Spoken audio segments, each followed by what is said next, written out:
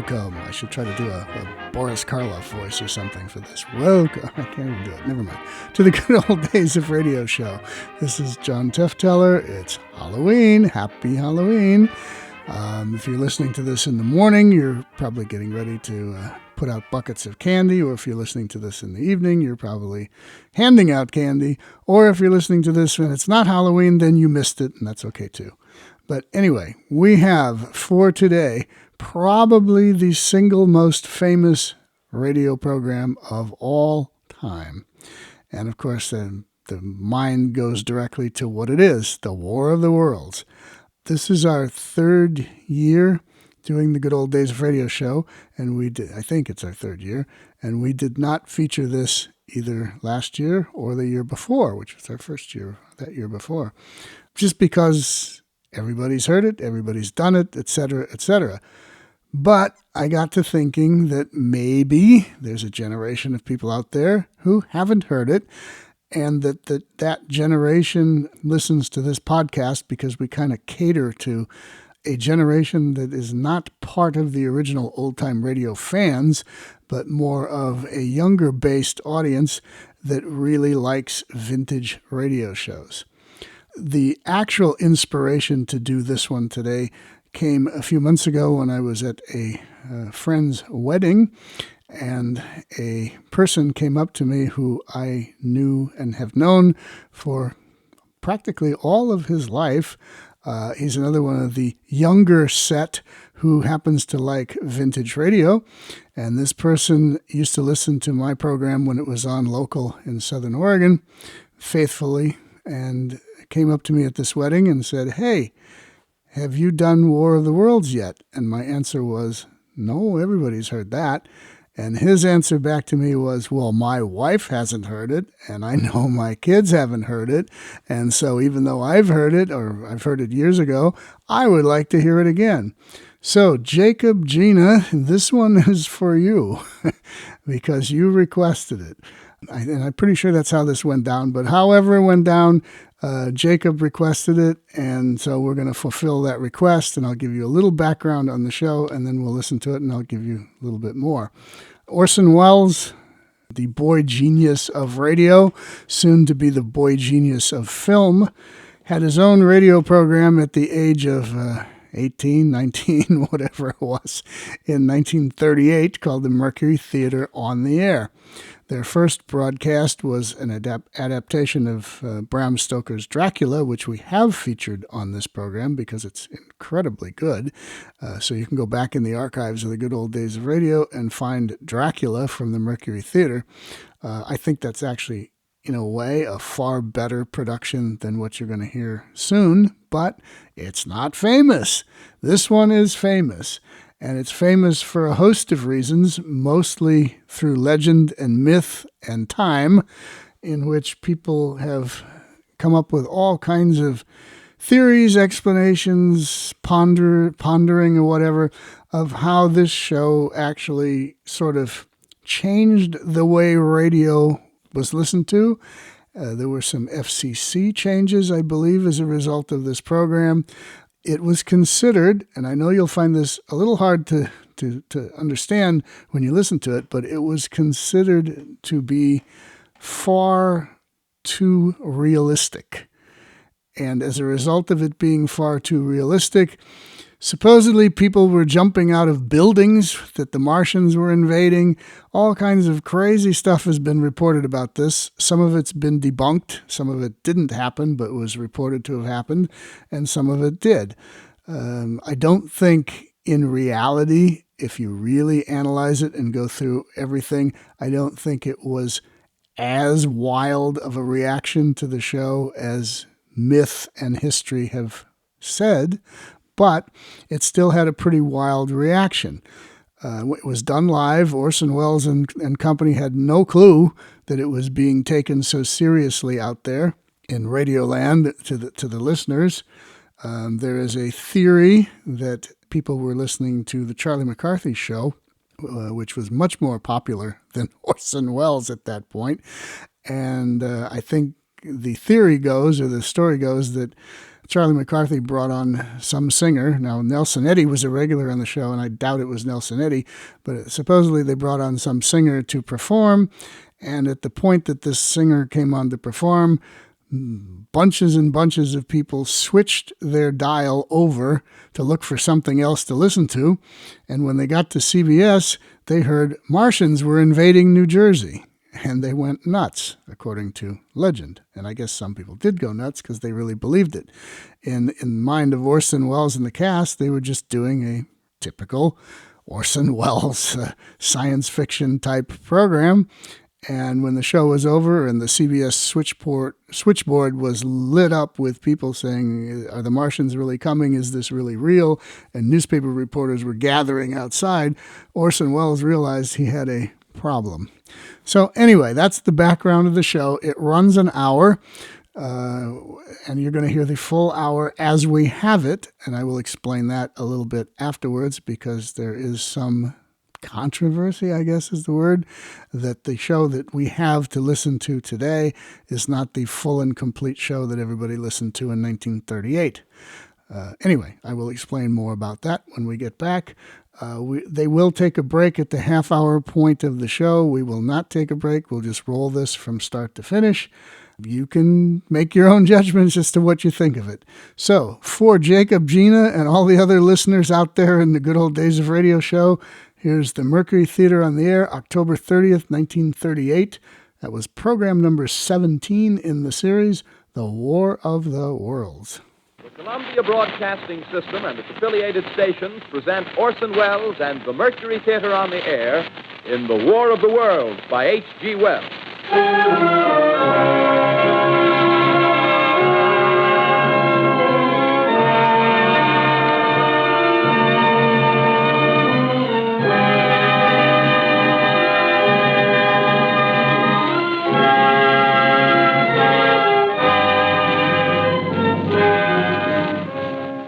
Ladies and gentlemen, the director of the Mercury Theater and star of these broadcasts, Orson Welles. We know now that in the early years of the 20th century, this world was being watched closely by intelligences greater than man's, and yet as mortal as his own. We know now that as human beings busied themselves about their various concerns, they were scrutinized and studied, perhaps almost as narrowly as a man with a microscope might scrutinize the transient creatures that swarm and multiply in a drop of water. With infinite complacence, people went to and fro over the earth about their little affairs, serene in the assurance of their dominion over this small, spinning fragment of solar driftwood, which by chance or design, man has inherited out of the dark mystery of time and space. Yet across an immense ethereal gulf, minds that are to our minds as ours are to the beasts in the jungle, intellects vast, cool, and unsympathetic, regarded this earth with envious eyes and slowly and surely drew their plans against us. In the 39th year of the 20th century came the Great Disillusionment. It was near the end of October. Business was better. The war scare was over. More men were back at work. Sales were picking up. On this particular evening, October 30th, the Crosley service estimated that 32 million people were listening in on radios. For the next 24 hours, not much change in temperature. A slight atmospheric disturbance of undetermined origin is reported over Nova Scotia, causing a low-pressure area to move down rather rapidly over the northeastern states, bringing a forecast of rain accompanied by winds of light gale force. Maximum temperature 66, minimum 48. This weather report comes to you from the Government Weather Bureau. We take you now to the Meridian Room in the Hotel Park Plaza in downtown New York, where you will be entertained by the music of Raymond Raquello and his orchestra.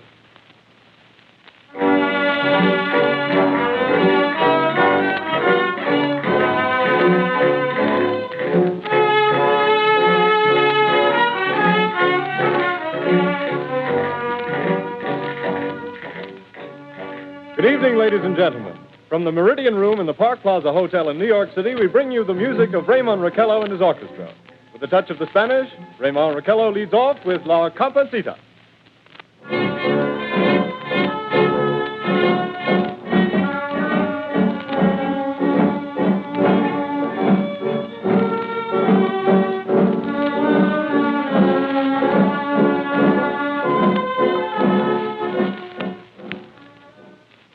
Ladies and gentlemen, we interrupt our program of dance music to bring you a special bulletin from the Intercontinental Radio News. At 20 minutes before 8 Central Time, Professor Farrell of the Mount Jennings Observatory, Chicago, Illinois, reports observing several explosions of incandescent gas occurring at regular intervals on the planet Mars. The spectroscope indicates the gas to be hydrogen and moving toward the Earth with enormous velocity. Professor Pearson of the observatory at Princeton confirms Farrell's observation and describes the phenomenon as, quote, like a jet of blue flame shot from a gun, unquote. We now return you to the music of Raymond Raquello, playing for you in the Meridian Room of the Park Plaza Hotel, situated in downtown New York.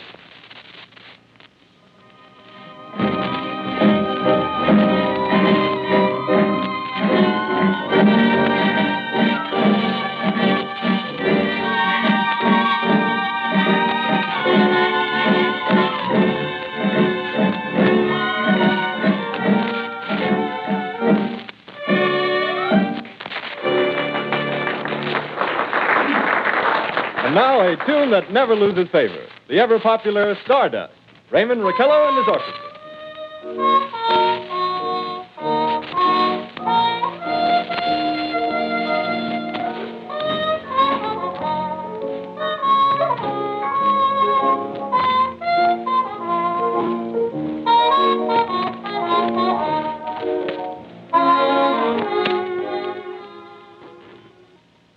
Ladies and gentlemen, following on the news given in our bulletin a moment ago, the Government Meteorological Bureau has requested the large observatories of the country to keep an astronomical watch on any further disturbances occurring on the planet Mars. Due to the unusual nature of this occurrence, we have arranged an interview with the noted astronomer, Professor Pearson, who will give us his views on this event. In a few moments, we will take you to the Princeton Observatory at Princeton, New Jersey. We return you until then to the music of Raymond Raquello and his orchestra.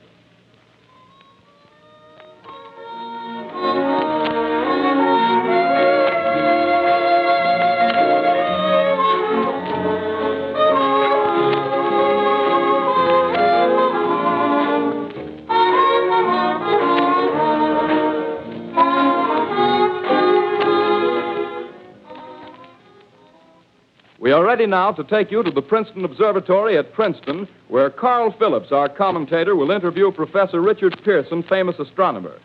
We take you now to Princeton, New Jersey. Good evening, ladies and gentlemen. This is Carl Phillips speaking to you from the observatory at Princeton. I'm standing in a large semicircular room, pitch black except for an oblong split in the ceiling. Through this opening, I can see a sprinkling of stars that cast a kind of frosty glow over the intricate mechanism of the huge telescope. The ticking sound you hear is the vibration of the clockwork. Professor Pearson stands directly above me on a small platform, peering through the giant lens. I'll ask you to be patient, ladies and gentlemen, during any delay that may arise during our interview. Besides the ceaseless watch of the heavens, Professor Pearson may be interrupted by telephone or other communications. During this period, he is in constant touch with the astronomical centers of the world. Professor, may I begin our questions? At any time, Mr. Phillips. Professor, would you please tell our radio audience exactly what you see as you observe the planet Mars through your telescope? Nothing unusual at the moment, Mr. Phillips. A red disk swimming in a blue sea. Transverse stripes across the disk. Quite distinct now because Mars happens to be at the point nearest the Earth, in opposition, as we call it. In your opinion, what do these transverse stripes signify, Professor Pearson? Not canals, I can assure you, Mr. Phillips. Although that's the popular conjecture of those who imagine Mars to be inhabited. From a scientific viewpoint, the stripes are merely the result of atmospheric conditions peculiar to the planet. Then you're quite convinced, as a scientist, that living intelligence as we know it does not exist on Mars? I say the chances against it are 1,000 to 1. And yet, how do you account for these gas eruptions occurring on the surface of the planet at regular intervals? Phillips, I cannot account for it. By the way, Professor, for the benefit of our listeners, how far is Mars from the Earth? Approximately 40 million miles. Well, that seems a safe enough distance. Just a moment, ladies and gentlemen. Someone has just handed Professor Pearson a message.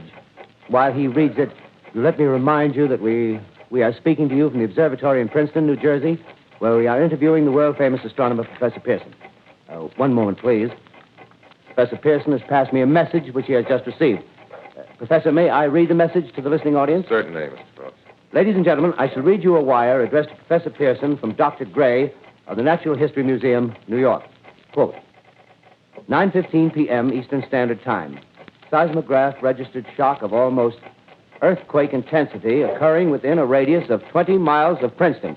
Please investigate. Signed, Lloyd Gray, Chief of Astronomical Division. Unquote. Professor Pearson, could this occurrence possibly have something to do with the disturbances observed on the planet Mars? Hardly, Mr. Phillips. This is probably a meteorite of unusual size, and its arrival at this particular time is merely a coincidence. However, we shall conduct a search as soon as daylight permits. Thank you, Professor. Ladies and gentlemen, for the past 10 minutes, we've been speaking to you from the observatory at Princeton, bringing you a special interview with Professor Pearson, noted astronomer. This is Carl Phillips speaking. We are returning you now to our New York studio.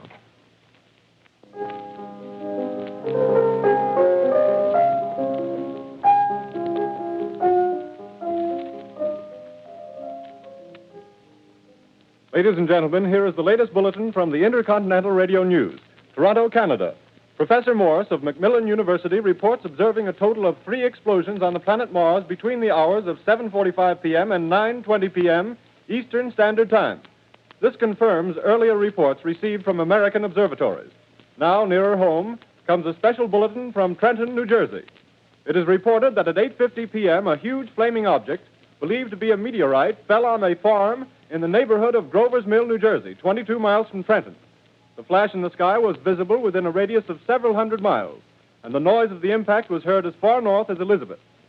We have dispatched a special mobile unit to the scene, and we'll have our commentator, Carl Phillips, give you a word picture of the scene as soon as he can reach there from Princeton.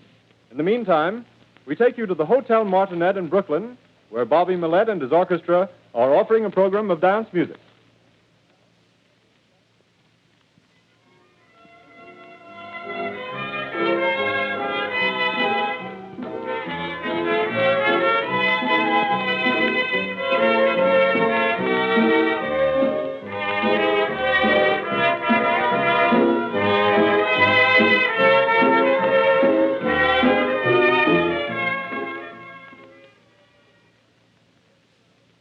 We take you now to Grover's Mill, New Jersey.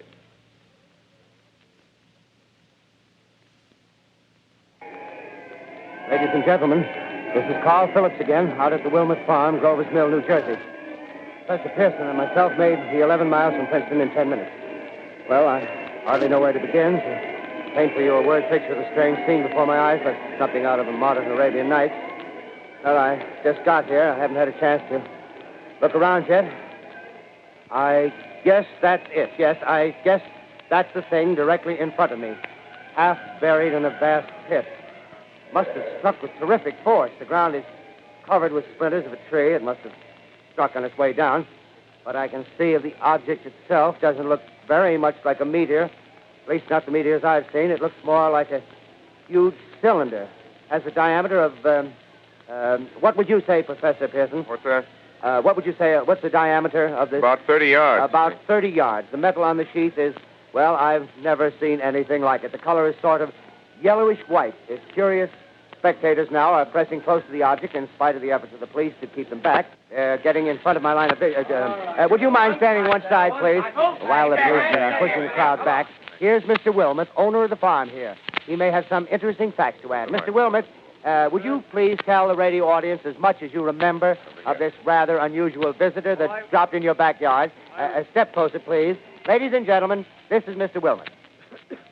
Well, I was listening to the radio. Closer and louder, please. Pardon me? Louder, please, closer. Yes.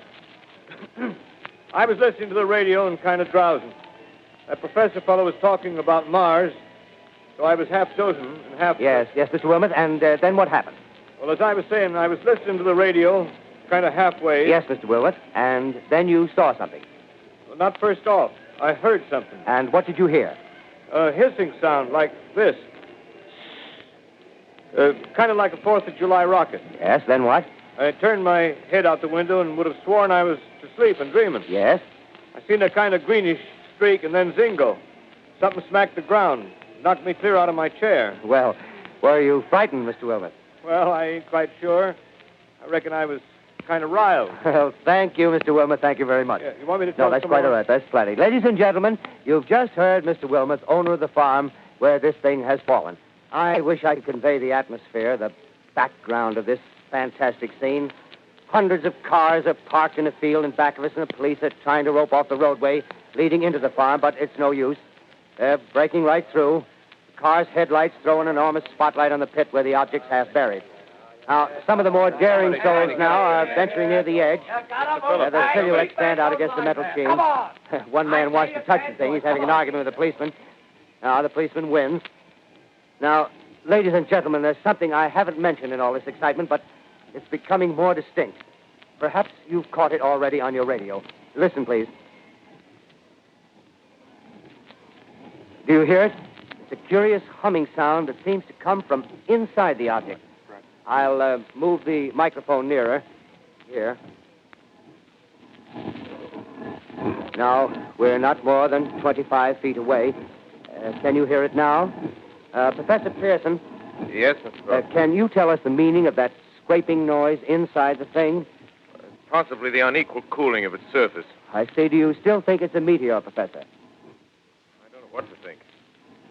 The metal casing is definitely extraterrestrial. Not found on this Earth. Friction with the Earth's atmosphere usually tears holes in a meteorite. This thing is smooth, and you can see its cylindrical Just a minute. shape. Something's happening. Ladies and gentlemen, this is terrific. This end of the thing is beginning to flake off. The top is beginning to rotate like a screw, and the thing must be hollow. He's moving. Keep back there. Keep back there. Keep those men back. Keep back there. Keep those idiots back. Ladies, off. The top's loose. Look out there. Stand back. ladies and gentlemen, this is the most terrifying thing I've ever witnessed. Wait a minute. Someone's calling someone or something. I can see turning out of that black hole two luminous discs.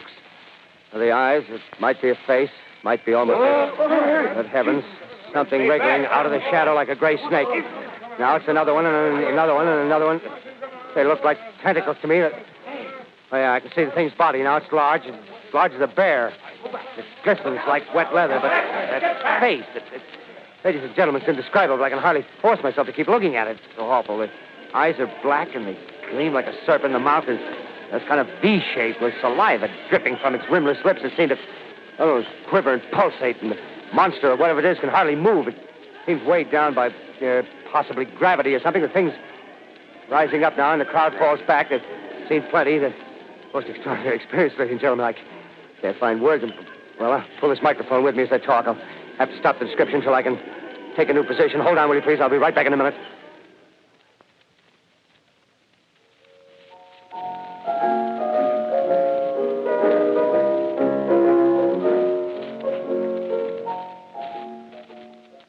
We are bringing you an eyewitness account of what's happening on the Wilmuth Farm, Grover's Mill, New Jersey.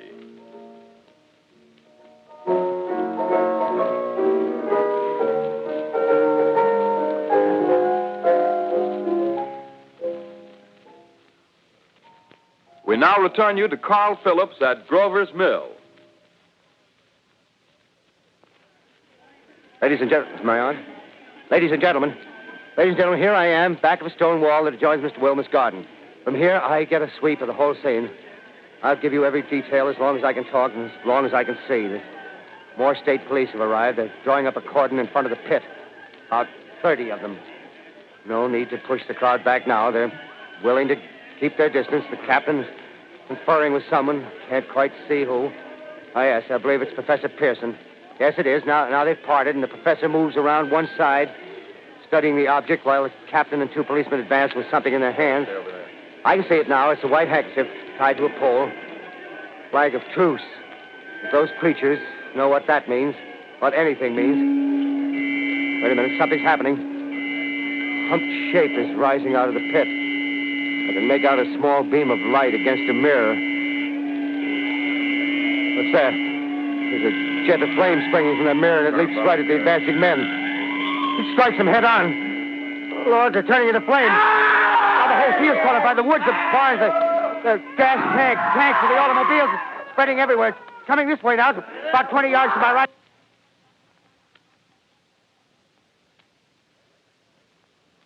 Ladies and gentlemen, due to circumstances beyond our control, we are unable to continue the broadcast from Grover's Mill. Evidently, there's some difficulty with our field transmission. However, we will return to that point at the earliest opportunity. In the meantime, we have a late bulletin from San Diego, California. Professor Indelkoffer, speaking at a dinner of the California Astronomical Society, expressed the opinion that the explosions on Mars are undoubtedly nothing more than severe volcanic disturbances on the surface of the planet. We continue now with our piano interlude.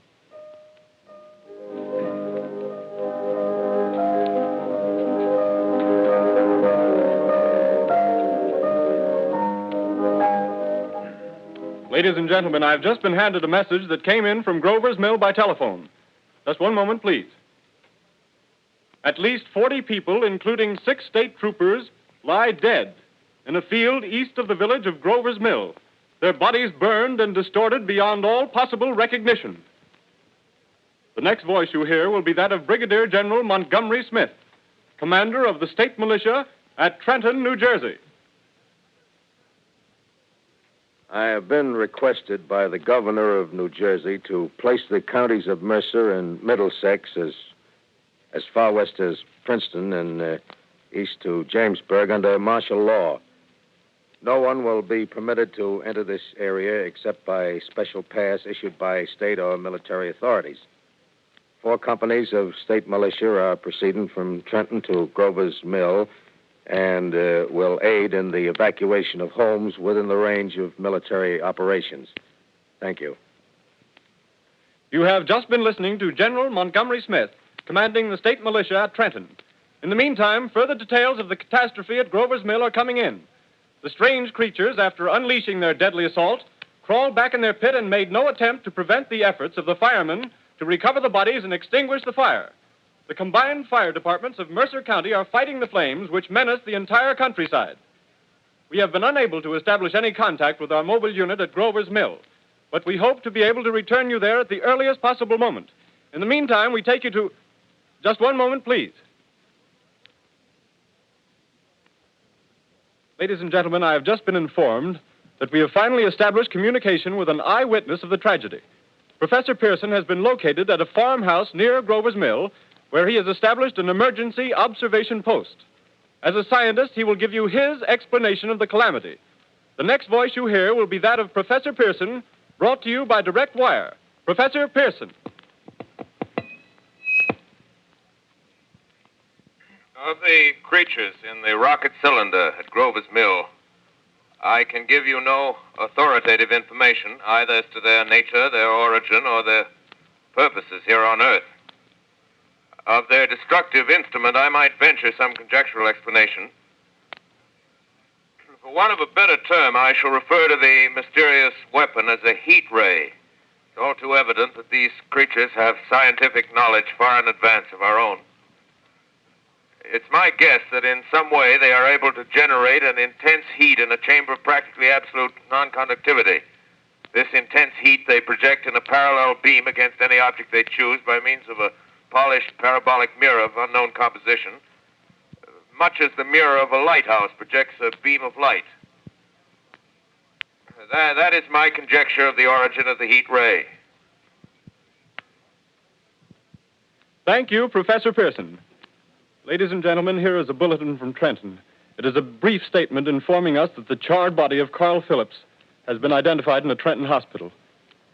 Now, here's another bulletin from Washington, D.C. The Office of the Director of the National Red Cross reports 10 units of Red Cross emergency workers have been assigned to the headquarters of the state militia, stationed outside of Grover's Mill, New Jersey. Here's a bulletin from State Police, Princeton Junction. The fires at Grover's Mill and vicinity are now under control. Scouts report all quiet in the pit, and there is no sign of life appearing from the mouth of the cylinder. Now, ladies and gentlemen, we have a special statement from Mr. Harry McDonald, Vice President in charge of operations. We have received a request from the state militia of Trenton to place at their disposal our entire broadcasting facilities. In view of the gravity of the situation, and believing that radio has a responsibility to serve in the public interest at all times, we are turning over our facilities to the state militia at Trenton. We take you now to the field headquarters of the state militia near Grover's Mill, New Jersey. This is Captain Lansing of the Signal Corps, attached to the state militia, now engaged in military operations in the vicinity of Grover's Mill. Situation arising from the reported presence of certain individuals of unidentified nature is now under complete control.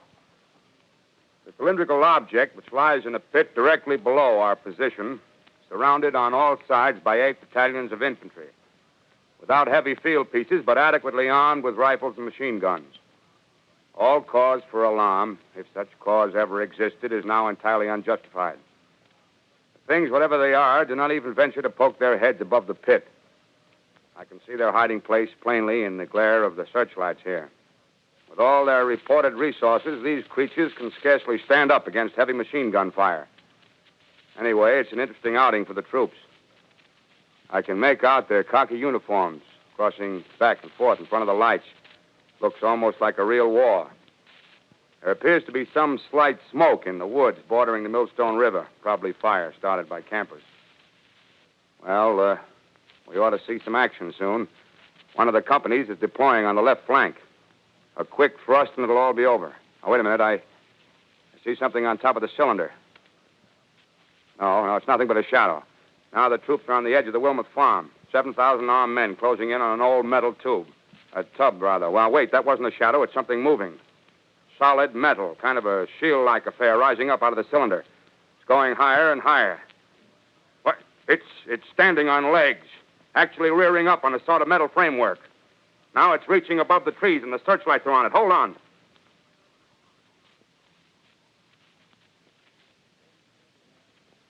Ladies and gentlemen, I have a grave announcement to make. Incredible as it may seem, both the observations of science and the evidence of our eyes lead to the inescapable assumption that those strange beings who landed in the Jersey farmlands tonight are the vanguard of an invading army from the planet Mars. The battle which took place tonight at Grover Mills has ended in one of the most startling defeats ever suffered by an army in modern times. 7,000 men armed with rifles and machine guns pitted against a single fighting machine of the invaders from Mars. 120 known survivors. The rest strewn over the battle area from Grover's Mill to Plainsboro, crushed and trampled to death under the metal feet of the monster, or burned to cinders by its heat ray. The monster is now in control of the middle section of New Jersey and has effectively cut the state through its center. Communication lines are down from Pennsylvania to the Atlantic Ocean. Railroad tracks are torn and service from New York to Philadelphia discontinued, except routing some of the trains through Allerton and Phoenixville. Highways to the north, south, and west are clogged with frantic human traffic. Police and Army reserves are unable to control the mad flight. By morning, the fugitives will have swelled Philadelphia, Camden, and Trenton, it is estimated, to twice their normal population. Martial law prevails throughout New Jersey and eastern Pennsylvania. At this time, we take you to Washington for a special broadcast on the national emergency. The Secretary of the Interior. Citizens of the nation, I shall not try to conceal the gravity of the situation that confronts the country, nor the concern of your government in protecting the lives and property of its people. However, I wish to impress upon you, private citizens and public officials, all of you, the urgent need of calm and resourceful action. Fortunately, this formidable enemy is still confined to a comparatively small area, and we may place our faith in the military forces to keep them there. In the meantime, placing our faith in God, we must continue the performance of our duties, each and every one of us, so that we may confront this destructive adversary with a nation united, courageous, and consecrated to the preservation of human supremacy on this earth. I thank you. You have just heard the Secretary of the Interior speaking from Washington. Bulletins too numerous to read are piling up in the studio here. We're informed that the central portion of New Jersey is blacked out from radio communication due to the effect of the heat ray upon power lines and electrical equipment. Here's a special bulletin, New York. Cables have been received from English, French, and German scientific bodies offering assistance. Astronomers report continued gas outbursts at regular intervals on the planet Mars. The majority voiced the opinion that the enemy will be reinforced by additional rocket machines. There have been several attempts made to locate Professor Pearson of Princeton, who has observed Martians at close range. It is feared he was lost in the recent battle. Langham Field, Virginia. Scouting planes report 3 Martian machines visible above treetops, moving north toward Somerville with population fleeing ahead of them. The heat ray is not in use, although advancing at express train speed, invaders pick their way carefully. They seem to be making a conscious effort to avoid destruction of cities and countryside. However, they stop to uproot power lines, bridges, and railroad tracks. Their apparent objective is to crush resistance, paralyze communication, and disorganize human society. Here is a bulletin from Basking Ridge, New Jersey. Coon hunters have stumbled on a second cylinder similar to the first, embedded in the great swamp 20 miles south of Morristown. Army field pieces are proceeding from Newark to blow up the second invading unit before the cylinder can be opened and the fighting machine rigged. They are taking up a position in the foothills of Watchung Mountains. Another bulletin from Langham Field, Virginia. Scouting planes report enemy machines, now 3 in number, increasing speed northward, kicking over houses and trees in their evident haste to form a conjunction with their allies south of Morristown. Machines also sighted by telephone operator east of Middlesex within 10 miles of Plainfield. Here's a bulletin from Winston-Field, Long Island. A fleet of Army bombers carrying heavy explosive flying north in pursuit of enemy. Scouting planes act as guides. They keep the speeding enemy in sight. Just a moment, please, ladies and gentlemen. We've run special wires to the artillery line in adjacent villages to give you direct reports in the zone of the advancing enemy. First, we take you to the battery of the 22nd Field Artillery, located in the Watchung Mountains. Range 32 meters. 32 meters. Projection 39 degrees. 39 degrees. Fire. 140 yards to the right, sir. Shift range 31 meters. 31 meters. Projection 37 degrees. 37 degrees. Fire.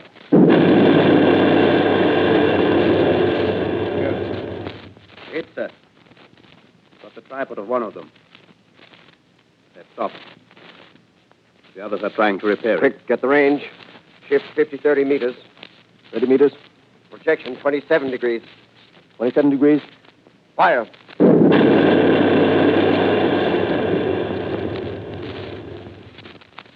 Can't see the shell land, sir.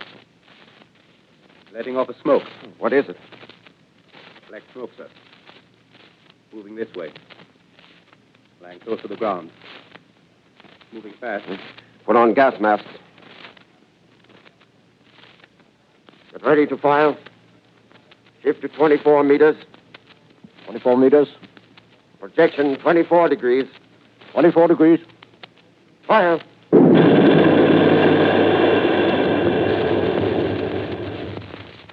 Still can't see, sir. Smoke's coming nearer. Get the range. 23 meters. 23 meters. 23 meters. Projection 22 degrees. 22 degrees.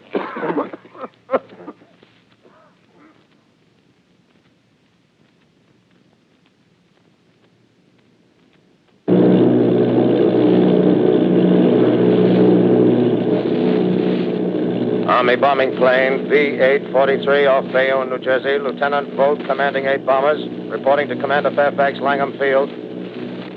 This is Boat reporting to Commander Fairfax, Langham Field. Enemy tripod machines now in sight. Reinforced by 3 machines from the Morristown cylinder, 6 altogether. 1 machine partially crippled. Believed hit by shell from Army gun in Watchung Mountains. Guns now appear silent.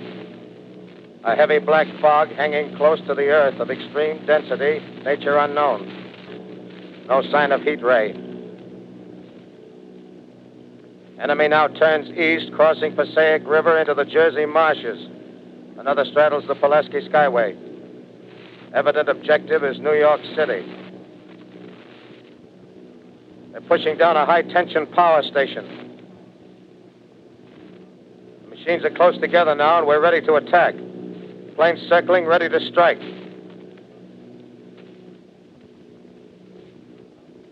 A 1,000 yards, and we'll be over the first.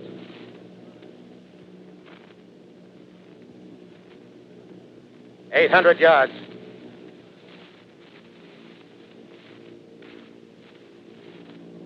$600.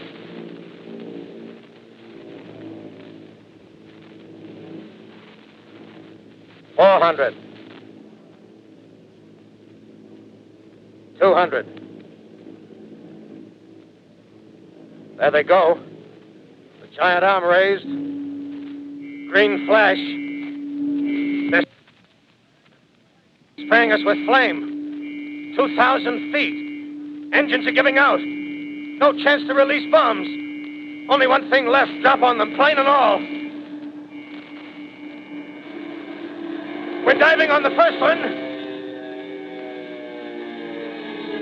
Now the engine's gone. 8.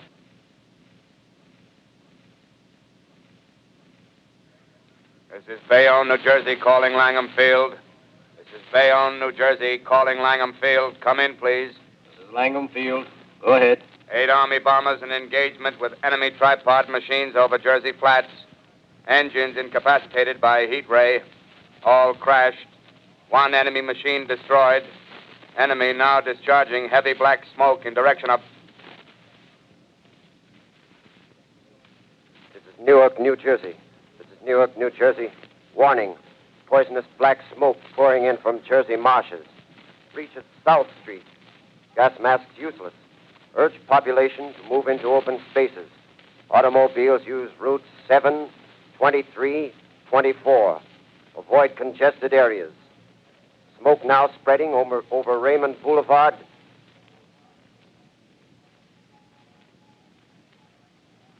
X2L calling CQ, 2X2L calling CQ, 2X2L calling 8X3R. Come in, please. This is 8X3R coming back at 2X2L. How's reception? How's reception? K, please.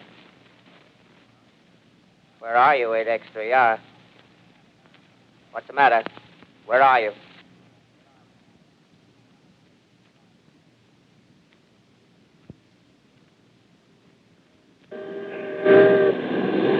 I'm speaking from the roof of Broadcasting Building. I'm speaking from the roof of Broadcasting Building, New York City. The bells you hear are ringing to warn the people to evacuate the city as the Martians approach.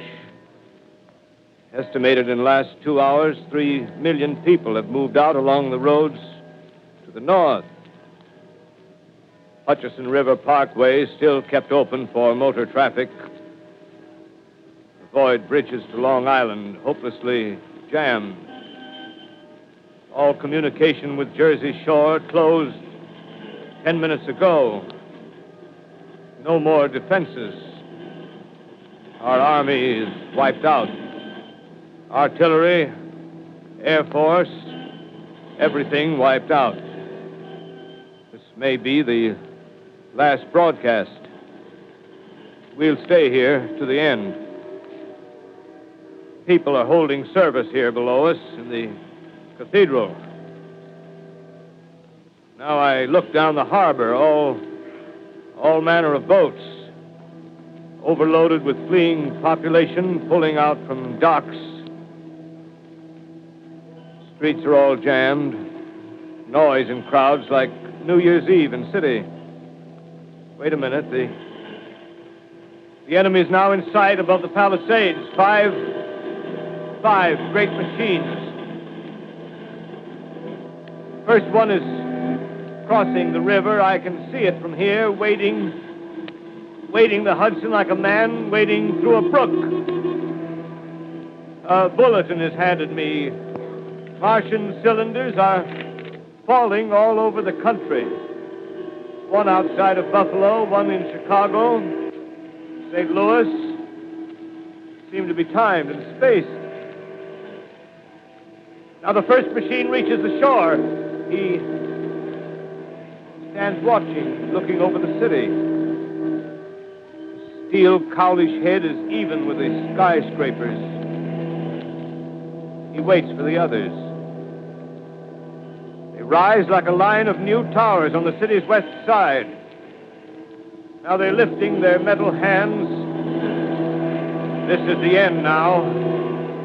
Smoke comes out, black smoke drifting over the city. People in the streets see it now. They're running toward the East River, thousands of them, dropping in like rats. Now the smoke's spreading faster. It's reached Times Square. People are trying to run away from it, but it's no use. They're falling like flies. Now the smoke's crossing 6th Avenue, 5th Avenue. 100 yards away. It's 50 feet.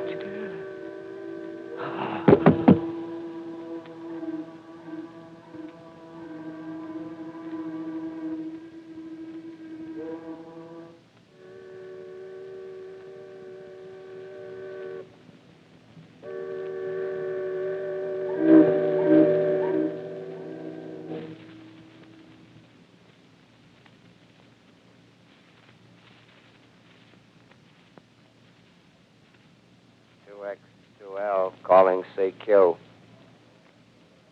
2X2L calling CQ. 2X2L calling CQ, New York.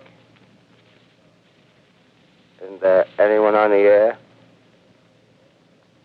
Isn't there anyone on the air? Isn't there anyone? 2X2L.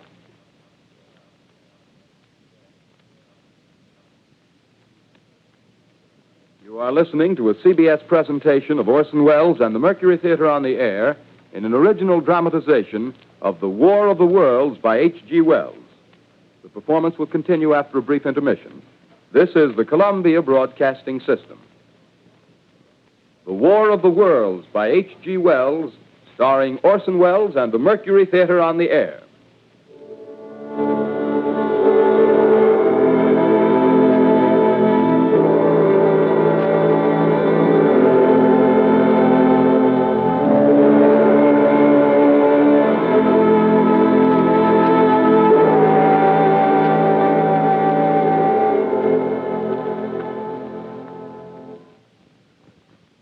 As I set down these notes on paper, I'm obsessed by the thought that I may be the last living man on Earth. I've been hiding in this empty house near Grover's Mill, a small island of daylight cut off by the black smoke from the rest of the world. All that happened before the arrival of these monstrous creatures in the world now seems part of another life. A life that has no continuity with the present. Furtive existence of the lonely derelict who pencils these words on the back of some astronomical notes bearing the signature of Richard Pearson. I look down at my blackened hands and I try to connect them with a professor who lives at Princeton and who, on the night of October 20th, glimpsed through his telescope an orange splash of light on a distant planet. My wife, my colleagues, my students, my books, my observatory, my world. Where are they? Did they ever exist? Am I Richard Pearson? What day is it? Do days exist without calendars? Does time pass when there are no human hands left to wind the clocks? Writing down my daily life, I tell myself I shall preserve human history between the dark covers of this little book that was meant to record the movements of the stars. But to write, I must live, and to live, I must eat. Find moldy bread in the kitchen and an orange not too spoiled to swallow. Keep watch at the window. Time to time, I catch sight of a Martian above the black smoke. The smoke still holds the house in its black coil, but at length there's a hissing sound, and suddenly I see a Martian mounted on his machine, spraying the air with a jet of steam as if to dissipate the smoke. I watch in a corner as his huge metal legs nearly brush against the house. Exhausted by terror, I fall asleep. Morning. Morning. Sun streams in the window. The black cloud of gas is lifted, and the scorched meadows to the north look as though a black snowstorm had passed over them. I venture from the house. I make my way to a road, no traffic. Here and there, a wrecked car, baggage overturned, a blackened skeleton. Push on north. For some reason, I feel safer trailing these monsters than running away from them. And I keep a careful watch. I've seen the Martians feed. Should one of their machines appear over the top of trees, I'm ready to fling myself flat on the earth. I come to a chestnut tree. October. Chestnuts are ripe. Fill my pockets. I must keep alive. 2 days I wander in a vague northerly direction through a desolate world. Finally, I notice a living creature. A small red squirrel in a beech tree. I stare at him and wonder. He stares back at me. I believe at that moment the animal and I shared the same emotion. The joy of finding another living being. Push on north. I find dead cows in a brackish field, and beyond the charred ruins of a dairy, the silo remains standing guard over the wasteland like a lighthouse, deserted by the sea. Astride the silo perches a weathercock. The arrow points north. North. Next day, I come to a city. City vaguely familiar in its contours, yet its buildings strangely dwarfed and leveled off as if a giant had sliced off its highest towers with a capricious sweep of his hand. Reached the outskirts, I found Newark. Newark, undemolished but humbled by some whim of the advancing Martians. Presently, with an odd feeling of being watched, I caught sight of something crouching in a doorway. I made a step towards it, and it rose up and became a man. A man armed with a large knife. Stop! Where do you come from? I come from many places. A long time ago, from Princeton. Princeton, huh? That's near Grover's Mill. Yes. Grover's Mill. There's no food here. This is my country. All this end of town down the river. There's only food for one. Which way are you going? I don't know. I guess I'm looking for people. Hey, what was that?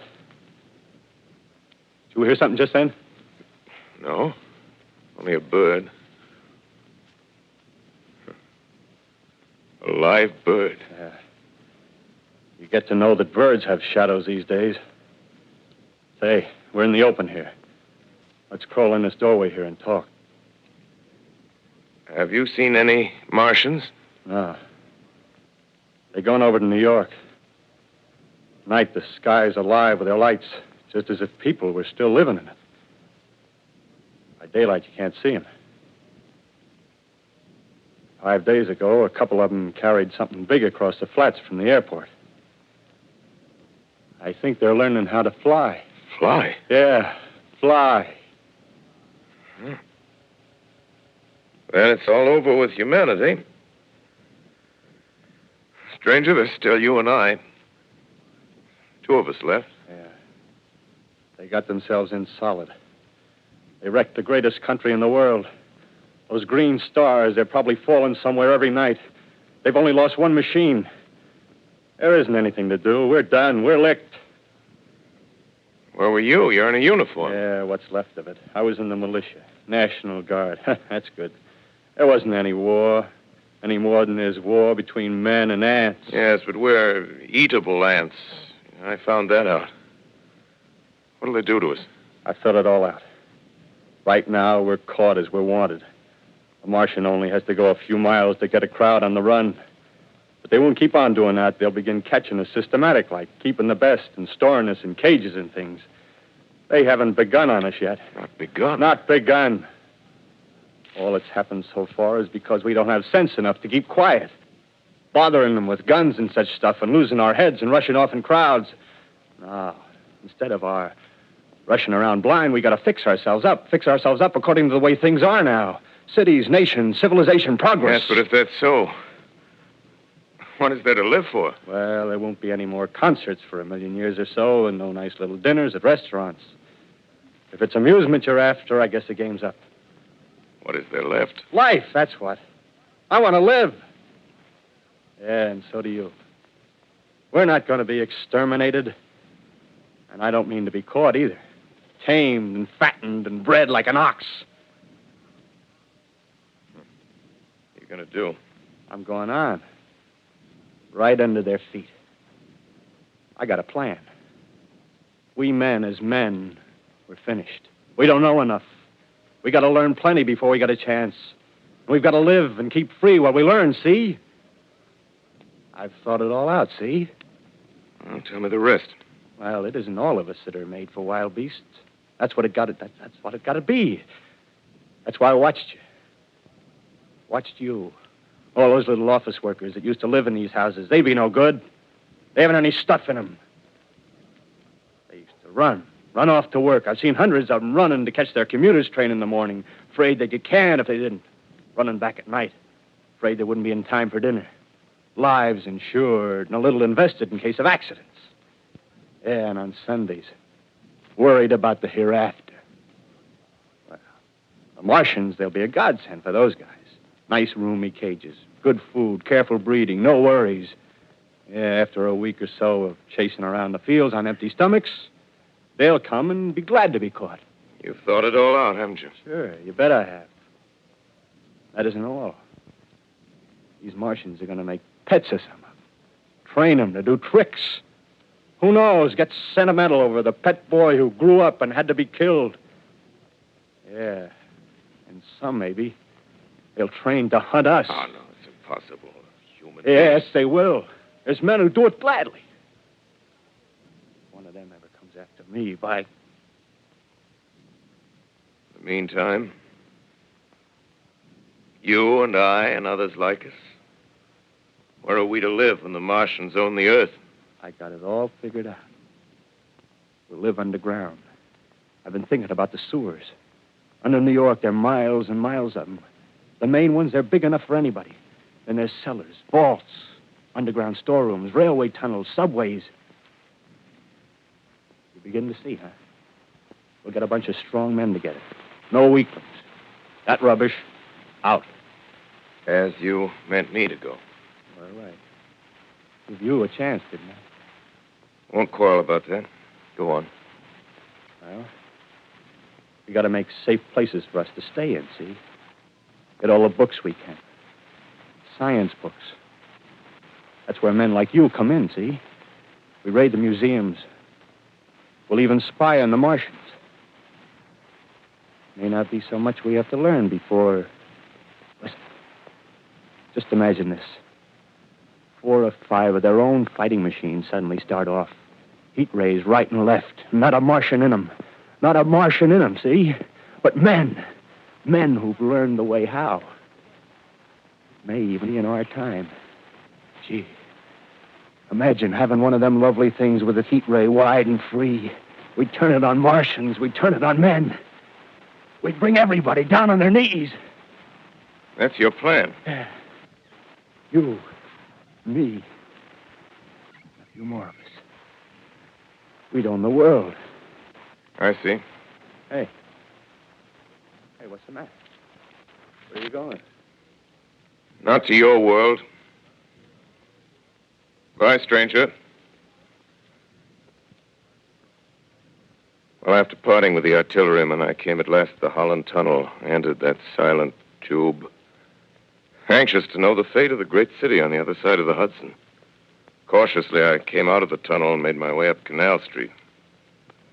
Reached 14th Street, and there again were black powder and several bodies and an evil, ominous smell from the gratings of the cellars of some of the houses. I wandered up through the 30s and 40s, stood alone on Times Square, caught sight of a lean dog running down 7th Avenue with a piece of dark brown meat in his jaws and a pack of starving mongrels at his heels. Made a wide circle around me as though he feared I might prove a fresh competitor. Walked up Broadway in the direction of that strange powder, past silent shop windows, displaying their mute wares to empty sidewalks. Past the Capitol Theater, silent, dark.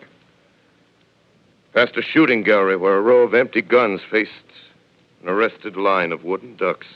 Near Columbus Circle, I noticed models of 1939 motor cars in the showrooms facing empty streets. Over the top of the General Motors building, I watched a flock of black birds circling in the sky. Hurried on. Suddenly, I caught sight of the hood of a Martian machine, standing somewhere in Central Park, gleaming in the late afternoon sun. An insane idea. I rushed recklessly across Columbus Circle and into the park. I climbed a small hill above the pond at 60th Street, and from there I could see standing in a silent row along the mall 19 of those great metal titans, their cowls empty, their steel arms hanging listlessly by their sides. I looked in vain for the monsters that inhabit those machines. Suddenly, my eyes were attracted to the immense flock of black birds that hovered directly below me. They circled to the ground. And there before my eyes, stark and silent, lay the Martians with the hungry birds pecking and tearing brown shreds of flesh from their dead bodies.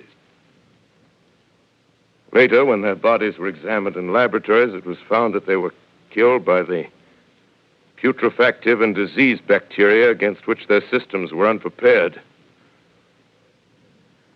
Slain, after all, man's defenses had failed by the humblest thing that God, His wisdom, has put upon this earth. Before the cylinder fell, there was a general persuasion that through all the deep of space, no life existed beyond the petty surface of our minute sphere. Now we see further. Dim and wonderful is the vision I've conjured up in my mind of life spreading slowly from this little seedbed of the solar system throughout the inanimate vastnesses of sidereal space. But it's a remote dream. Maybe that the destruction of the Martians is only a reprieve to them and not to us. Is the future ordained, perhaps? Strange it now seems to sit in my peaceful study at Princeton, writing down this last chapter of the record, begun at a deserted farm in Grover's Mill. Strange to watch children playing in the streets. Strange to see young people strolling on the green where the new spring grass heals the last black scars of a bruised earth. Strange to watch the sightseers enter the museum where the dissembled parts of a Martian machine are kept on public view. Strange when I recall the time when I first saw it. Bright and clean cut, hard and silent under the dawn of that last great day.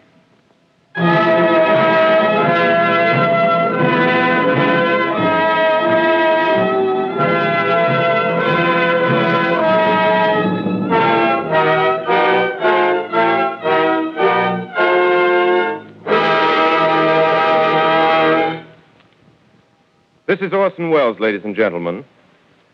Out of character, to assure you that the War of the Worlds has no further significance than as the holiday offering it was intended to be. The Mercury Theater's own radio version of dressing up in a sheet and jumping out of a bush and saying boo. Starting now, we couldn't soap all your windows and steal all your garden gates by tomorrow night, so we did the best next thing. We annihilated the world before your very ears and utterly destroyed the CBS. You will be relieved, I hope, to learn that we didn't mean it and that both institutions are still open for business. So goodbye, everybody, and remember, please, for the next day or so, the terrible lesson you learned tonight. That grinning, glowing, globular invader of your living room is an inhabitant of the pumpkin patch, and if your doorbell rings and nobody's there, that was no Martian. It's Halloween.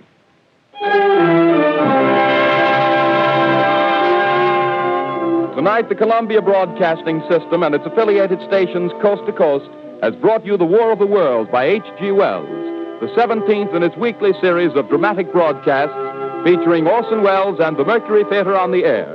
Next week, we present a dramatization of 3 famous short stories. This is the Columbia Broadcasting System.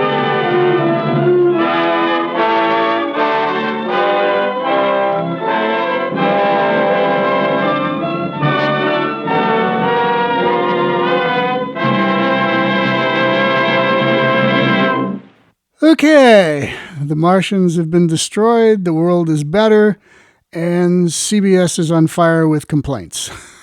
That's where we are at this point. Now, I mentioned earlier that there was some controversy about whether what you just heard is the entire show. Let me explain.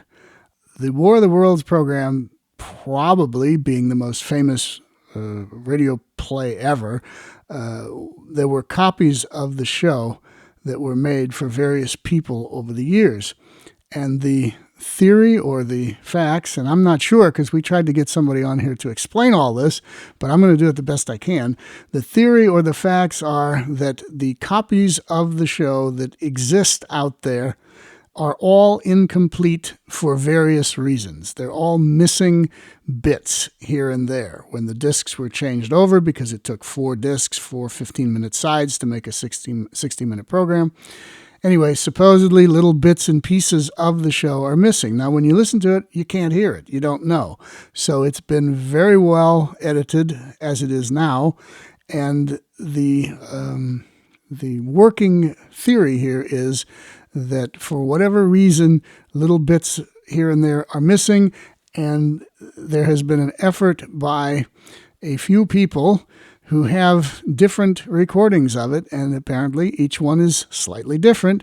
They have gone to a studio in New York, and they have compared all 4 or 5 or 6 different sets of transcriptions of this thing, and they have found all the little bits and pieces that were missing. There's a bit from one on one set of discs and a bit from one on another set of discs, and they have put this all together and made it now whole and complete.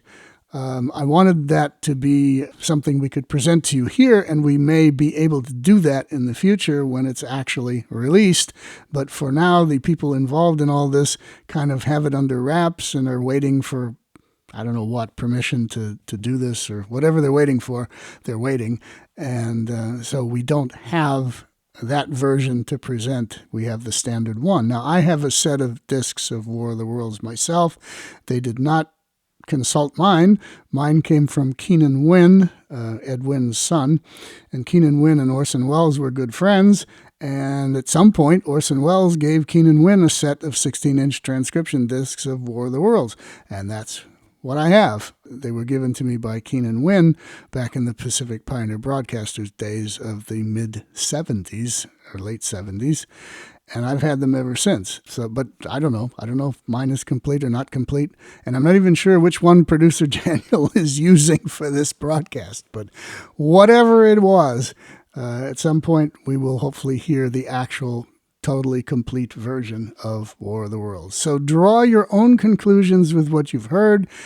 If you've never heard this before, I would be curious if you would write to the Good Old Days of Radio show on Facebook or on the website or somewhere and tell me what you think from a younger person's perspective. Did you find this to be something that you would consider classic, wonderful radio, or what did you think of it? I have my own opinion on it. My own opinion is that I don't think it's that particularly special, but I'm just the guy that's heard it for the last 40 or so years. I'd be curious as to what other people think. So give us your comments somewhere. GoodOldDaysOfRadio.com. Facebook page, Good Old Days of Radio. However you find us, you can find us, and give your comments on what you thought of this program. Comments will determine whether, when they do actually present the full and complete version of this thing, whether we will want to use it on the show or just move on and play other shows. So what do you think? What do you want to hear? Anyway, all right, that is our Halloween gift to you. Go do your trick-or-treating or go do your handing out of candy or whatever you're going to do.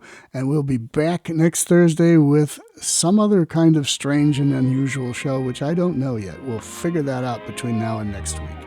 So in the meantime, this is John Tefteller in the Good Old Days of Radio show saying thank you for listening and happy Halloween.